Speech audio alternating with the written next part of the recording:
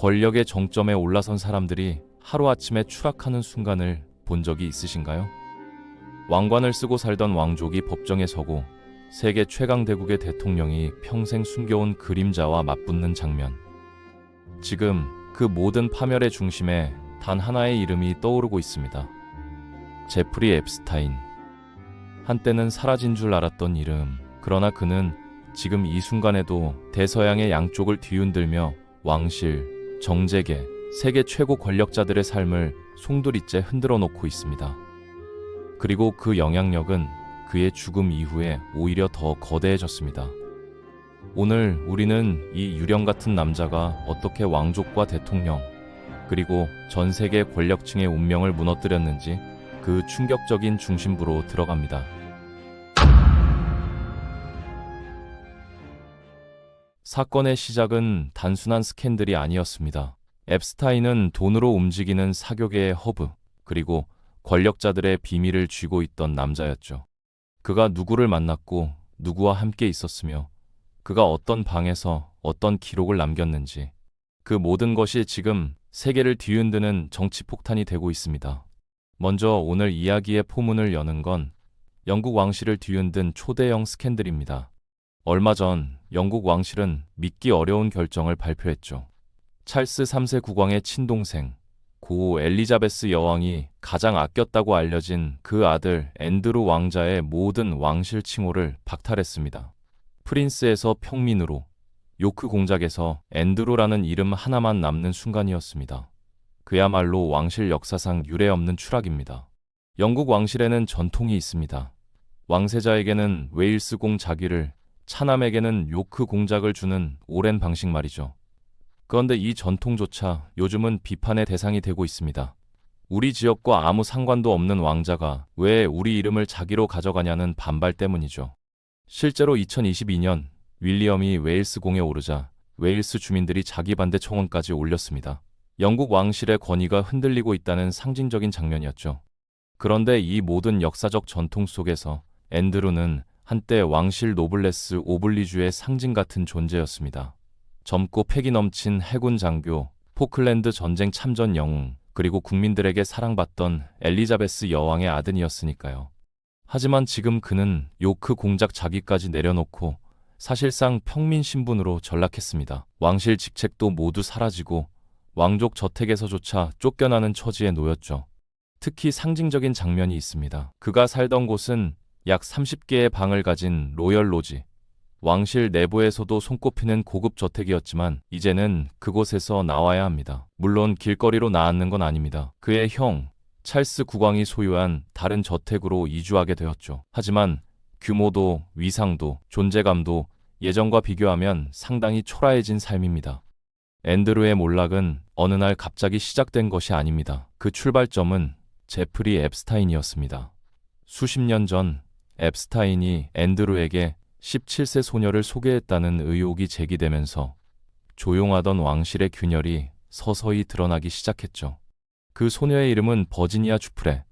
2019년 성인이 된 주프레는 마침내 기자들 앞에 섰습니다.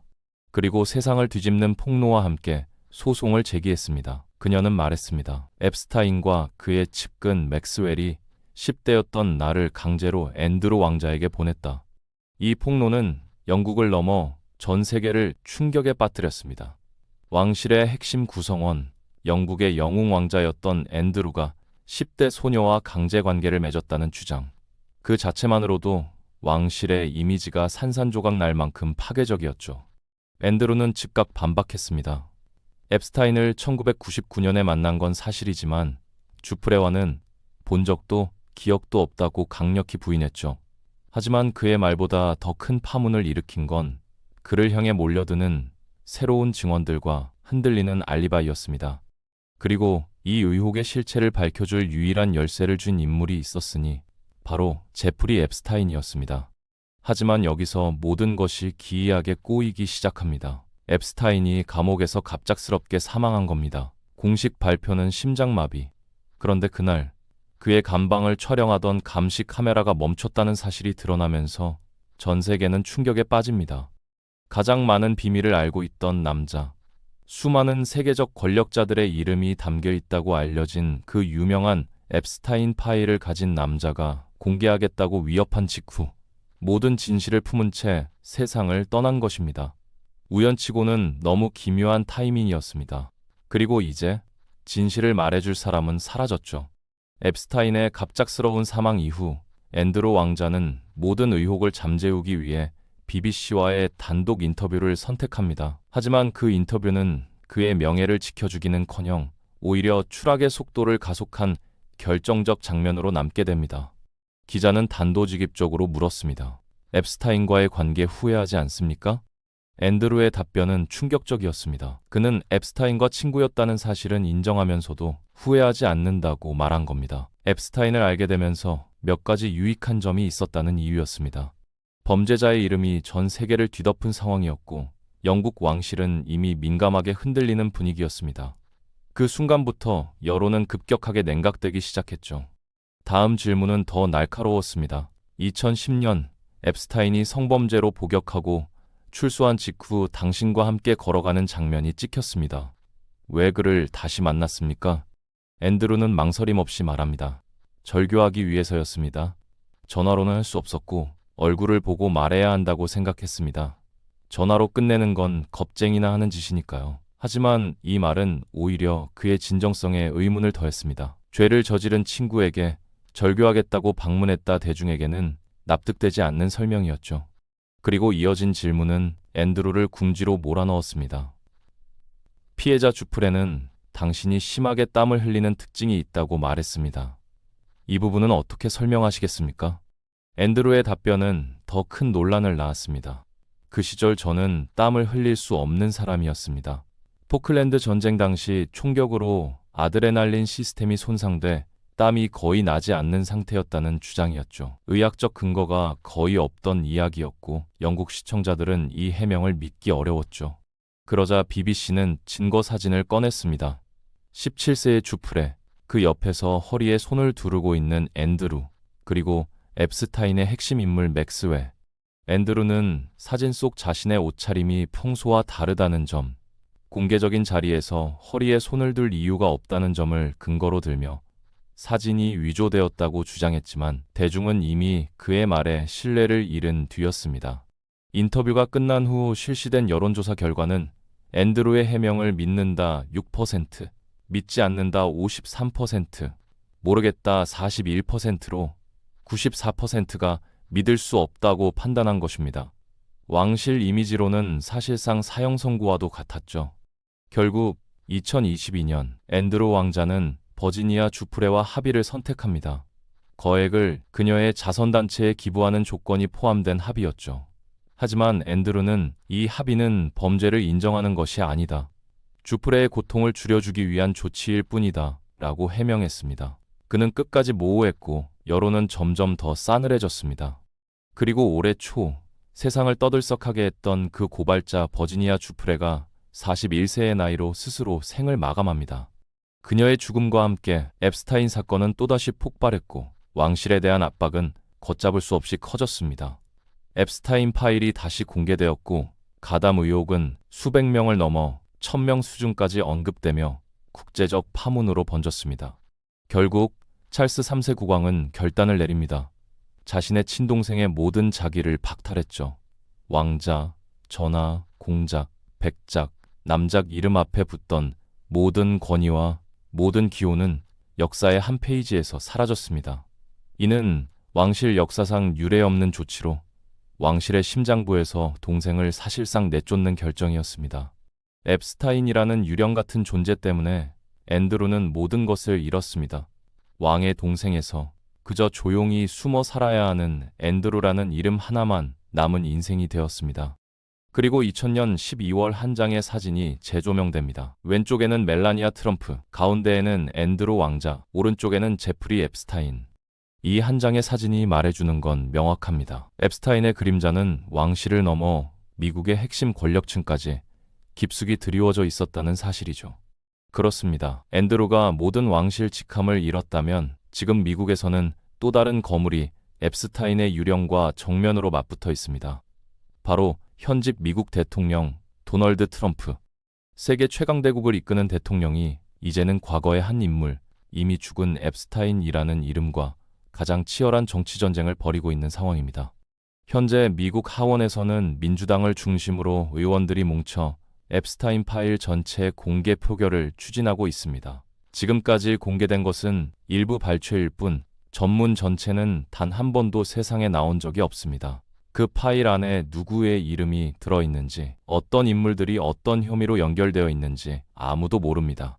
문제는 트럼프의 핵심 측근 중 한 명이자 그의 정치적 방패로 알려진 마이크 존슨 하원 의장이 줄곧 이 공개 표결을 막아왔다는 점입니다. 그는 피해자 인권 보호라는 명분으로 10대 소녀들의 피해 내용이 적나라하게 포함되어 있어 신중히 단계적으로 공개해야 한다고 주장했습니다. 하지만 미국 여론은 그 파일을 공개해야 진실이 드러난다는 의견과 이는 정치적 노림수라는 두 갈래 의견으로 완전히 갈렸습니다.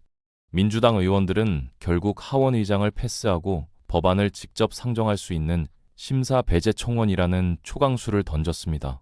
이 절차가 통과되려면 하원 의원 218표가 필요합니다. 현재 하원 의석은 공화당 약 220석, 민주당 약 214석으로 공화당이 단결하면 앱스타인 파일은 끝까지 잠겨 있을 수밖에 없는 구조입니다. 하지만 놀라운 일이 벌어집니다. 몇 주간 설득 작업 끝에 공화당 의원 4명이 이탈해 민주당 측에 서면서 표수가 217표까지 올라온 것입니다. 한 표만 더 있으면 앱스타인 파일 전면 공개는 현실이 됩니다. 그리고 바로 그 순간 예상치 못한 한 사건이 미국 정치판을 뒤흔듭니다. 애리조나에서 치러진 보궐선거에서 민주당의 아델리타 그리알바 의원이 당선되며 민주당은 단 한 표, 218표를 확보합니다. 하지만 문제가 하나 있었습니다. 미국 정부 셧다운 때문에 그 의원은 취임 선서를 하지 못하고 있었죠. 표결에 참여조차 할 수 없었습니다. 그러나 셧다운이 해제되는 순간 그리할바 의원은 즉시 선서를 마쳤고 민주당은 정식으로 218을 완료합니다. 그 결과 앱스타인 파일 공개안은 드디어 하원 본회의 상정이 결정됩니다. 첫 표결은 12월 초를 중심으로 논의되고 있고 1, 2주 안에 실제 표결이 이뤄질 가능성이 매우 높습니다. 그리고 만약 하원이 전체 공개를 선택한다면 그 다음 무대는 상원입니다. 그리고 그 문턱을 넘는 순간 앱스타인 파일의 모든 내용이 미국 역사상 처음으로 전면 공개됩니다. 수십 년간 감춰져 있던 이름, 권력자들의 방문 기록, 주요 인물들의 성향, 그리고 그들이 앱스타인과 어떤 방식으로 얽혀 있었는지 모든 것이 세상에 드러나게 되는 것이죠. 트럼프 대통령은 즉각적으로 반격에 나섭니다. 공화당이 단결했다면 이 일은 벌어지지 않았다며 배신자들을 향해 직격탄을 날렸죠. 도저히 이해할 수 없다는 겁니다. 민주당의 전략이 뻔히 보이는데 왜 내부에서 흔들리느냐는 것이죠. 그런데 여기서 상황이 묘하게 흘러가기 시작합니다. 원래 앱스타인 파일을 무기로 삼아 민주당을 공격해온 쪽은 공화당, 정확히는 MAGA 세력이었습니다. 그들은 빌 클린턴, 빌 게이츠 등 소위 엘리트 민주당 인맥 전체를 법정으로 끌어낼 수 있는 진짜 폭탄이 바로 이 앱스타인 파일이라고 믿어왔죠. 하지만 막상 파일 일부가 공개되자 정작 기대했던 이름보다 트럼프 관련 내용이 더 자주 등장하기 시작한 것입니다. 논리가 복잡해졌죠. MAGA 내부에서도 파일을 공개해야 할지 말아야 할지 혼란이 터져 나왔습니다. 사실 따지고 보면 2000년대 앱스타인이 활발히 움직이던 시절 트럼프는 민주당원이었습니다. 트럼프는 정치적 스탠스를 여러 번 바꾼 인물이죠. 그러다 보니 MAGA 입장에서는 이 파일을 완전히 공개하자니 리스크가 있고 덮자니 우리가 그동안 하던 말과 충돌하는 난감한 상황이 된 것입니다. 여기에 트럼프 대통령의 과거 발언까지 더해지면서 분위기는 더 혼란스러워집니다. 트럼프는 후보 시절 내가 대통령이 되면 앱스타인 파일을 즉시 공개하겠다고 공언했었죠. 바이든 정권이 공개하지 못하는 이유가 있다며 상대를 몰아붙이기도 했습니다. 그리고 실제로 트럼프 당선 직후 법무부 장관이 1단계 문서 공개를 발표했죠. 그러나 그 내용은 이미 알려진 것들 위주여서 폭탄은 없었습니다. 7월에는 주요 고객 명단이 존재하지 않는다는 말로 입장을 돌립니다. 공개할 새로운 리스트가 없으며 공개할 경우 피해자에게 2차 피해만 준다는 논리였죠. 그리고 결정적으로 7월 12일 트럼프 대통령은 한 발 물러섭니다. 앱스타인 파일 찾느라 시간 낭비하지 말자. 미국을 위대하게 만들기 위해 관세나 중국, 경제 등 해결해야 할 일이 많다는 겁니다. 왜 아무도 신경 쓰지 않는 앱스타인의 발목을 잡히냐는 입장으로 선회해버린 것이죠. 표면적으로는 안정적인 중립 전략처럼 보입니다. 하지만 강성 MAGA들, 특히 가장 목소리가 큰 사람들은 달랐습니다. 왜 공개하지 않느냐? 무엇을 숨기느냐? 그들은 오히려 트럼프를 압박하기 시작했죠. 그중 한 명이 바로 마조리 테일러 그린, 수많은 음모론을 퍼뜨린 인물로 유명한 의원인데 이번 반대표 사인 중 하나였습니다. 트럼프에 절대 충성할 것 같던 인물마저 앱스타인 문제에서는 등을 돌린 것입니다. 그리고 바로 여기서 이 사건이 단순한 스캔들을 넘어 미국 정치권 전체의 균열을 드러내는 거대한 시험대가 되기 시작합니다. 마조리는 트럼프에게 문자를 보냈습니다. 앱스타인 비행 기록에 빌 클린턴이 약 27차례 나온다며 민주당 악당들이 연루되어 있으니 왜 공개하지 않느냐고 항의했습니다. 트럼프 대통령은 이 문자를 받고 마조리 테일러 그린에 대한 지지를 철회한다고 선언했습니다. 더 놀라운 것은 그녀가 극자로 돌아섰다고 말한 것입니다. MAGA 중에 MAGA였던 인물을 갑자기 극자라고 부른 것이죠. 민주당 극자 세력의 농간에 놀아났다는 이유였습니다. 마조리는 완전 보수 우파 인물인데 극자라니 정말 충격적인 발언이었습니다. 마조리는 트럼프는 항상 옳다는 모자를 쓰고 다니며 무한 충성을 보이던 인물이었습니다. 트럼프의 모든 주장을 적극 지지하던 사람이었죠. 이런 인물을 갑자기 극자라고 부른 이유는 마조리가 앱스타인 파일을 무조건 공개해야 한다는 MAGA 입장을 대변했기 때문입니다. 마조리는 트럼프가 자신에 대한 지지를 철회하는 것이 너무 놀랍다고 밝혔습니다. 트럼프가 앱스타인 파일 공개를 막기 위해 얼마나 열심히 싸우는지 실제로 이 지경까지 왔다는 것도 놀랍다고 말했죠. 분명히 대선 때는 공개한다고 했는데 왜 못하느냐는 것입니다. 빌 클린턴이 지금 딱 잡혀 있는데 왜 공개하지 못하느냐고 물었습니다. 마조리는 트럼프가 자신의 지지를 철회한 것은 상관없다며 자신은 도널드 트럼프를 숭배하지 않는다고 밝혔습니다. 자신은 기독교인이고 10만을 숭배한다는 의미였죠. 11월 12일 미국 하원 감독위원회에서 앱스타인의 이메일 3건을 추가 공개했습니다. 앱스타인이 오랜 동료이자 현재 20년 형을 받고 복역 중인 맥스웰에게 보낸 서신이었습니다. 맥스웰은 성매매 혐의로 감옥에 있는 인물이죠. 이메일의 주요 내용이 화제가 되었습니다. 짖지 않는 바로 그 개가 트럼프라는 표현이 담겨 있었기 때문입니다.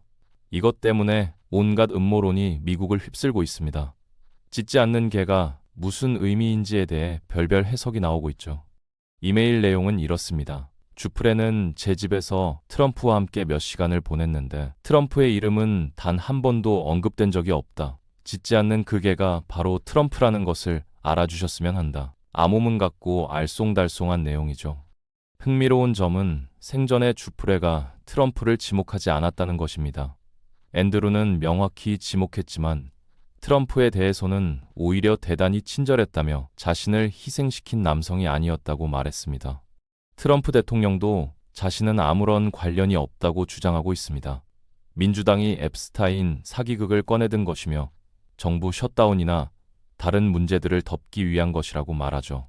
지금 미국에서는 엄청난 추측들이 난무하고 있습니다. CNN이나 FOX 같은 주요 언론에 올라올 만한 내용들만 봐도 이 정도인데 그 외에는 별의별 소문이 다 있습니다. 앱스타인 파일로 공개된 문건이 약 2만 건이 넘는데 계속 조금씩 나오니까 예측하기 어려운 상황입니다. 트럼프 대통령 측은 공화당 의원들을 만나서 설득 작업을 하고 있다고 합니다. 공개되지 못하게 반대표를 던지라는 것이죠. 백악관 대변인에게 물었습니다. 대통령실이 공화당 의원들과 회동했다는 것이 사실이냐고요. 캐롤라인 레빗 대변인은 국회의원들과 만나서 우려 해소를 위해 만났다는 것 자체가 얼마나 투명한지 보여주는 것이라고 답변했습니다.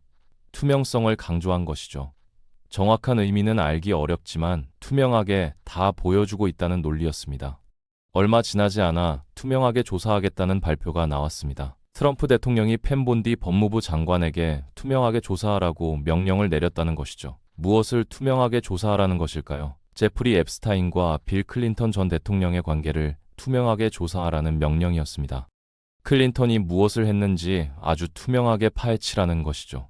정말 투명한 조사가 될 것 같습니다. 앱스타인과 빌 클린턴의 관계는 MAGA들이 오랜 시간 공격하는 핵심 포인트입니다. 클린턴 전 대통령은 공식 성명으로 앱스타인의 끔찍한 범죄에 대해 아무것도 모른다고 밝힌 바 있습니다. 앱스타인 파일이 공개될지 안 될지는 아직 모르는 상황입니다. 앱스타인 파일의 공개는 하원 투표만으로 끝나지 않습니다. 하원을 통과해도 상원을 통과해야 하죠. 상원을 통과해도 트럼프 대통령이 거부권을 행사할 수 있습니다. 거부권을 행사하면 법안은 다시 국회로 돌아갑니다. 그럼 하원과 상원에서 3분의 2 이상의 찬성을 받아야 하죠. 여기까지 가려면 거의 6개월 가까이 걸릴 것으로 예상됩니다. 공개가 되면 모르겠지만 공개가 안 되고 하원 갔다 상원 갔다 거부권 행사하고 다시 하원 가고 상원 가는 과정이 반복되면 미국 정치는 향후 6개월간 무조건 앱스타인 파일 이슈로 뒤덮일 수밖에 없습니다. 미국 정계를 뒤흔드는 핵폭탄 같은 이슈라고 할 수 있죠. 첫 번째 관전 포인트는 하원을 통과할 것인가입니다. 하원을 통과하려면 공화당 의원들 중 몇 명이나 당의 입장과 반대되는 찬성표를 던질 것인가가 관건이죠. 트럼프 입장에서는 배신자들이 나오는 것입니다. 미국 언론에 따르면 공화당 의원들 중에 최소 수십 명 이상이 공개 찬성 의사를 밝힐 것으로 예측하고 있습니다. 반 트럼프 진영에 서겠다는 의미와 비슷하죠. 물린들은 반 트럼프가 아니라 공개할 것은 공개해야 한다는 원칙에 찬성하는 것이라고 말할 것입니다. 느낌상 통과될 가능성이 높아 보입니다. 두 번째 관전 포인트는 상원 투표에서 어떤 결과가 나올 것인가입니다. 세 번째는 정말 핵폭탄 같은 상황인데 상하원이 모두 통과되어 앱스타인 파일을 완전 공개하라는 결정이 내려졌을 때 트럼프 대통령이 거부권을 행사할 것인가입니다. 거부권을 행사하면 미국 정치계가 난리 날 것 같습니다. 느낌에는 당연히 행사할 것 같은데 행사하는 순간 엄청난 논란이 일 것이죠. 왜 거부권을 행사하느냐, 무엇이 두려운 것이냐, 그동안 자신은 아무 관련이 없다고 하면서 왜 이것을 막느냐는 비판이 쏟아질 것입니다. 만약 거부권을 행사하면 미국 국회 상원 하원으로 돌아갑니다. 3분의 2의 찬성을 받을 것인가가 네 번째 관전 포인트죠. 3분의 2 찬성은 어렵습니다. 3분의 2 찬성을 받아 통과되면 앱스타인 파일이 공개됩니다. 공개 후의 후폭풍은 내년도를 책임질 가장 막강한 주제가 될 것입니다. 분량이 엄청나기 때문에 만약 공개되면 온갖 인물들의 온갖 내용들이 다 나올 것입니다. 정말 허리케인 같은 미국 정계를 완전히 뒤바꿀 수 있는 내용들이 쏟아져 나올 수도 있습니다. 지금 나오는 추측들은 정말 상상을 초월합니다. 도파민을 터뜨리는 말도 안 되는 이야기들까지 나오고 있습니다. 상상력을 동원해서 온갖 시나리오를 만들어내고 있죠. 만약 막히면 케네디 대통령 암살 사건이나 달 착륙 음모론에 버금가는 음모론이 나올 수도 있습니다. 가장 궁금한 것은 누가 트럼프의 뜻을 거스르고 찬성표를 던질 것인가입니다. 트럼프 대통령은 테일러 그린을 반역자라고 불렀습니다. 공화당의 반역자이자 자신에 대한 배신자라는 것이죠. 과연 얼마나 많은 찬성표가 나올 것인가가 중요한 관전 포인트가 될 것입니다. 조금 다른 이야기를 해보겠습니다. 2025년 9월 미국 내셔널몰 백악관 맞은편에 트럼프와 앱스타인 동상이 설치되는 일이 있었습니다. 익명의 단체가 만든 것이죠. 이름을 밝히고 만들 수는 없었을 것입니다. 이 동상의 이름은 영원한 친구입니다. 왼쪽이 트럼프고 오른쪽이 앱스타인입니다. 약 3.7m의 청동 동상이었죠. 기습적으로 세워졌습니다. 누가 세웠는지는 모릅니다. 물론 살아있는 권력이었기 때문에 바로 제거되었습니다. 동상은 곧바로 철거되었죠. 이번에 미국 하원이 그 이메일을 공개하고 하원 본회의 투표로 갈 가능성이 높아지자 위치를 바꿔서 영원한 친구라는 동상이 다시 등장했습니다. 다시 철거될지는 모르겠습니다. 많은 사람들이 생각합니다. 그냥 파일을 공개하면 될 텐데 왜 안 하는 것일까요? 바이든 정권에서도 안 했고 트럼프 정권에서도 안 하고 있습니다. 민주당 정권에서도 공화당 정권에서도 공개하지 않는 것이죠. 그래서 많은 사람들은 공개하지 못하는 이유가 있는 것인가? 아니면 국가 기밀이라서 안 하는 것인가? 핵폭탄 같은 무언가가 있는 것인가 하는 의문을 가집니다. 트럼프 대통령은 웬만하면 하고자 하는 것을 다 하는 인물입니다. 남에게 가는 피해 같은 것을 크게 고려하지 않는 스타일이죠. 무엇이 두려워서 공개를 하지 못하고 공개하려는 사람들을 반역자라고 부르면서까지 극렬하게 막으려고 하는 것일까요? 도대체 어떤 내용이 있는 것일까요? 본인에게 관련된 내용이 있으니까 막는 것처럼 보입니다. 사진 속 인물들을 보면 멜라니아 트럼프 여사도 있고 앤드루 왕자도 있습니다. 무엇이 있어서 이렇게 막는 것일까요? 여기에서 정말 수많은 추측이 지금 나오고 있는 상황입니다. 앱스타인이 앤드루 왕자를 무너뜨렸고 이제는 트럼프까지 킹슬레이어의 타겟이 되면서 앞으로 최소 6개월에서 1년간 미국 정계는 앱스타인 스캔들 때문에 요동칠 것으로 보입니다. 정말 흥미로운 점은 이 모든 상황이 양당 모두에게 부담이 된다는 사실입니다. 민주당은 빌 클린턴과 빌 게이츠 같은 인물들의 이름이 계속 거론되는 것이 부담스럽고, 공화당은 트럼프와의 연결고리가 계속 드러나는 것이 곤혹스러운 상황이죠. 결국 누구도 완전히 자유로울 수 없는 구조입니다. 그래서 양쪽 모두 애매한 태도를 취하고 있는 것이 아닌가 싶습니다. 완전 공개를 주장하기도 어렵고 완전 봉쇄를 주장하기도 어려운 딜레마에 빠진 것이죠. 이 상황에서 가장 주목해야 할 부분은 미국 국민들의 반응입니다. 국민들은 진실을 알 권리가 있다고 생각합니다. 정치권이 어떤 이유로든 이것을 막으려 한다면 그 자체가 의심을 살 수밖에 없습니다. 투명성을 강조하면서 실제로는 불투명하게 행동하는 모습이 계속 포착되고 있습니다. 트럼프 행정부가 투명하게 조사하겠다고 하면서 실제로는 클린턴만 조사하라고 하는 것도 마찬가지죠. 정말 투명한 조사라면 모든 인물들을 동등하게 조사해야 합니다. 정치적 입장과 관계없이 진실을 밝혀야 하는 것이죠. 반면 지금은 정치적 무기로 활용하려는 의도가 너무 명확해 보입니다. 앱스타인 파일이라는 이름 자체가 이미 미국 정치의 뜨거운 감자가 되었습니다. 누가 이것을 어떻게 활용하느냐에 따라 정치 판도가 완전히 바뀔 수 있는 폭발력을 가진 이슈입니다. 공화당 내부에서도 균열이 일어나고 있습니다. 트럼프에게 무조건적인 충성을 보이던 의원들조차 이 문제에서는 다른 목소리를 내기 시작했습니다. 마조리 테일러 그린 같은 강성 MAGA 의원이 반기를 든 것이 상징적이죠. 이것은 단순히 한 명의 의원이 반대 의사를 표명한 것 이상의 의미를 가집니다. 트럼프의 절대적 영향력에 균열이 생기기 시작했다는 신호로 해석될 수 있습니다. 앞으로 하원 투표가 진행되면 더 많은 공화당 의원들이 찬성표를 던질 가능성이 있습니다. 자신의 정치 생명을 걸고 진실편에 서겠다는 의원들이 나올 수 있다는 것이죠. 물론 이것이 순수하게 진실을 밝히기 위한 것인지 아니면 다른 정치적 계산이 깔려 있는 것인지는 알 수 없습니다. 정치인들의 행동에는 항상 여러 동기가 복합적으로 작용하기 마련이니까요. 상원으로 넘어가면 상황은 또 달라질 것입니다. 상원은 하원보다 좀 더 신중한 분위기가 있습니다. 장기적 관점에서 국가 이익을 생각하는 의원들이 많죠. 이들이 어떤 판단을 내릴지가 두 번째 큰 고비가 될 것입니다. 만약 상하원을 모두 통과한다면 트럼프 대통령의 결단이 필요한 순간이 옵니다. 거부권 행사 여부를 결정해야 하는 것이죠. 이 결정은 그의 정치 인생에서 가장 중요한 선택 중 하나가 될 수 있습니다. 거부권을 행사하면 무언가 숨길 것이 있다는 인상을 주게 됩니다.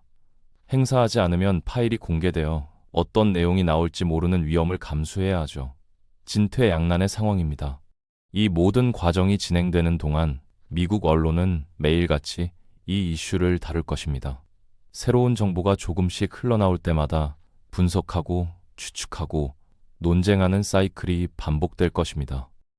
소셜미디어에서는 더 극단적인 주장들이 난무할 것입니다. 검증되지 않은 정보들이 빠르게 퍼지고 음모론이 확산되는 것을 막기 어려울 것입니다. 결국 진실이 무엇인지 판단하는 것은 국민들의 몫이 됩니다. 쏟아지는 정보의 홍수 속에서 무엇이 사실이고 무엇이 과장이며 무엇이 거짓인지 구별해야 하는 어려운 과제가 주어지는 것이죠. 앱스타인이라는 한 인물이 죽은 지 몇 년이 지났는데도 여전히 이렇게 큰 파장을 일으키고 있다는 사실 자체가 놀랍습니다. 그가 알고 있던 정보의 양과 질이 얼마나 대단했는지를 보여주는 증거입니다. 영국의 왕자를 평민으로 만들고 미국 대통령을 궁지로 몰아넣는 힘을 가진 정보였던 것이죠. 이것이 바로 킹슬레이어라는 표현이 적절한 이유입니다. 앞으로 몇 달 동안 이 드라마는 어디로 향할까요? 누구도 장담할 수 없습니다.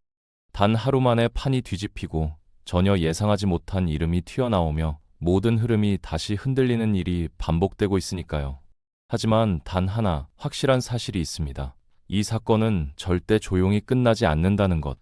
앱스타인 파일은 이제 단순한 스캔들이 아니라 워싱턴, 런던, 월가를 모두 연결하는 거대한 퍼즐이 되어버렸습니다. 너무 많은 이해관계, 너무 많은 권력의 그림자가 얽혀있기 때문이죠. 역사는 언제나 진실을 요구합니다. 지금은 안개처럼 흐릿하고 혼란스럽지만 결국 어느 순간 그 진실은 모습을 드러낼 수밖에 없습니다. 문제는 언제인지, 그리고 누구의 이름이 그 마지막 페이지에 적혀 있을지입니다. 앱스타인 파일이라는 판도라의 상자가 완전히 열릴지, 아니면 또 한 번 세상의 가장 깊은 곳에 봉인될지, 그 결말은 이제 곧 우리 눈앞에서 펼쳐질 것입니다. 지금 이 순간 우리는 단순한 시청자가 아닙니다. 역사적 장면의 바로 앞줄에 앉아있는 목격자들입니다. 그리고 다음 반전은 생각보다 훨씬 가까이 와 있을지도 모릅니다.